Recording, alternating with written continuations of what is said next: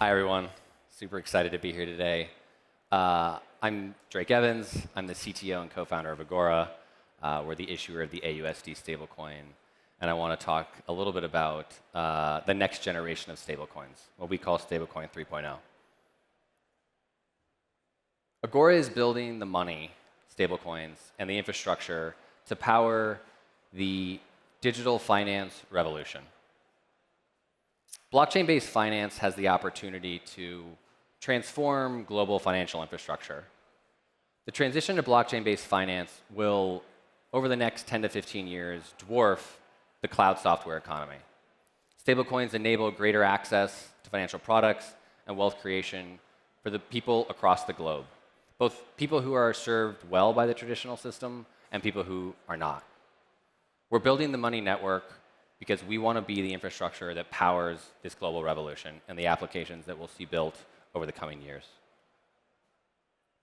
The opportunity is huge. There's trillions of dollars sloshing around in the existing system, and all of it today can be upgraded with blockchain. But it's about more than just what exists today.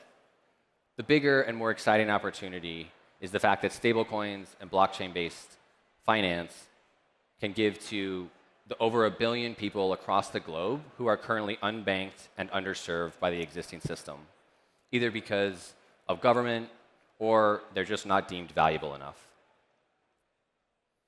There are 250, probably more by now, since I made this slide, stablecoins in existence with a market cap of over 230 billion. And the stage is really set for that number to explode over the next 5 to 10 years. New stablecoins offering new features like AUSD issued by Agora, as well as lawmakers and regulators across the globe, are starting to provide better and better regulatory clarity as well as structure for markets so that more and more businesses can take advantage of these opportunities. Look at this chart.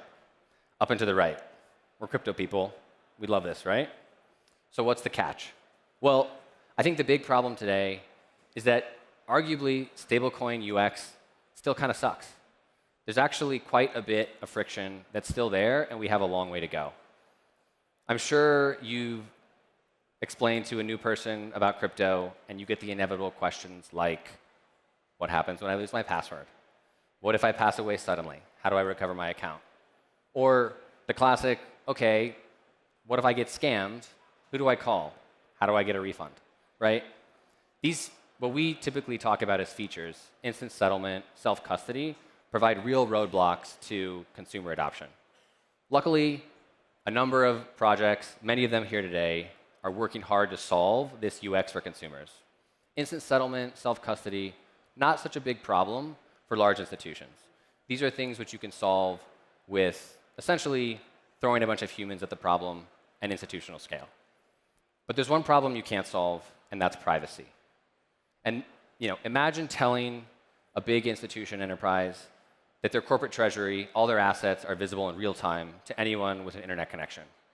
Or tell a trading firm all their position sizes are available online to their competitors. And more importantly, if they don't execute properly, someone can front run them with relative ease. Add on top of that, legitimate and quite a lot of global regulation, which just flat out requires enterprises to preserve the privacy fully of their customers. So what's the solution? Well, at Agora, we believe it's to build better money. For a long time, people have talked about the value and the promise of programmable money. At Agora, we're actually building it. Stablecoins, what we call stablecoin 3.0, the next generation of stablecoins, will have to build tools around privacy and compliance into the asset itself.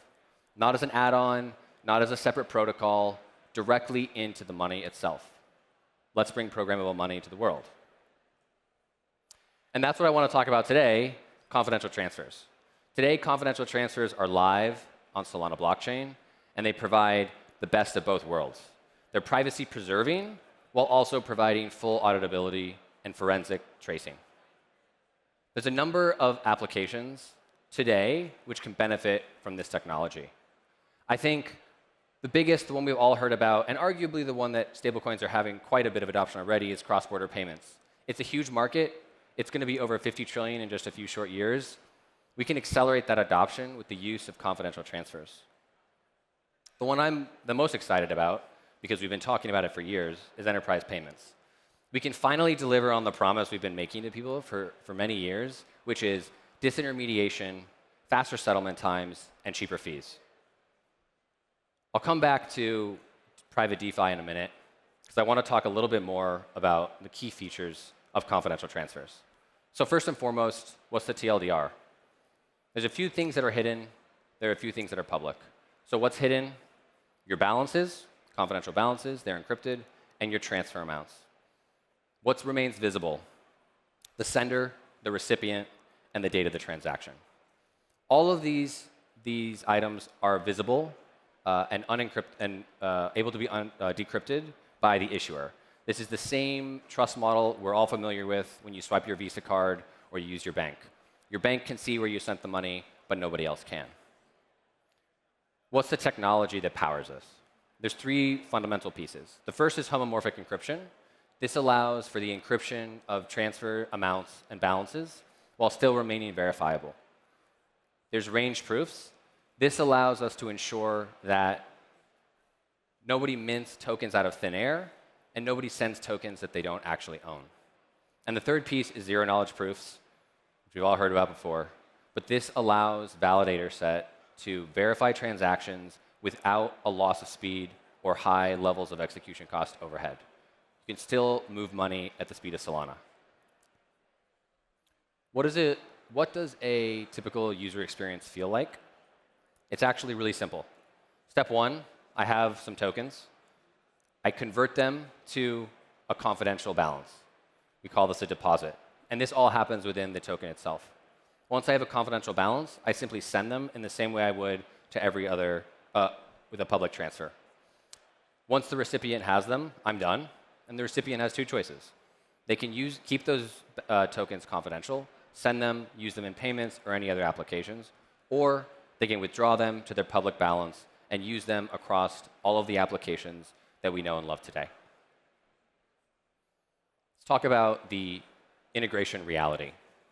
So confidential balances are live in production today on Solana, and they're ready for use. Solflare and Phantom will be adding support over the next few months, and existing DeFi protocols can add in confidential balances with very little additional work. Everything's fully backwards compatible because public balances and confidential balances sit side by side. So what's next? For developers, start experimenting with Token 2022 confidential transfers. The tooling is excellent, the documentation is excellent, and the system needs pioneers. For protocols, think about how V2 of your application could be enhanced with privacy. Think about things like a lending market where your collateral isn't public. It's verifiable that you've met your margin call, but the total balance is private. Or a DEX where your position size is private as well. Or yield farming where your strategy isn't transparent to the public. And these are all existing protocols which could be upgraded with confidential transfers today. But there's a host of new projects which will be unlocked with the wider adoption of confidential transfers. Imagine vendor payments, where the terms of your agreement aren't public. Payroll, where everybody's salary isn't public. Anybody who's been paid on chain knows what this feels like. And then on top of that, there's a whole host of other things, like what we call pick and shovel projects, which can build the tooling to help issuers and regulators and law enforcement work with confidential balances and ensure compliance. And what about everybody else? Keep getting the word out. We came into this space to build something. Privacy is a human right, and together we'll build a system that preserves privacy, but also allows us to deliver on our promise of a digital revolution. Thank you. I'm Drake Evans. Find out more on Twitter. Follow me there. Excited to be here.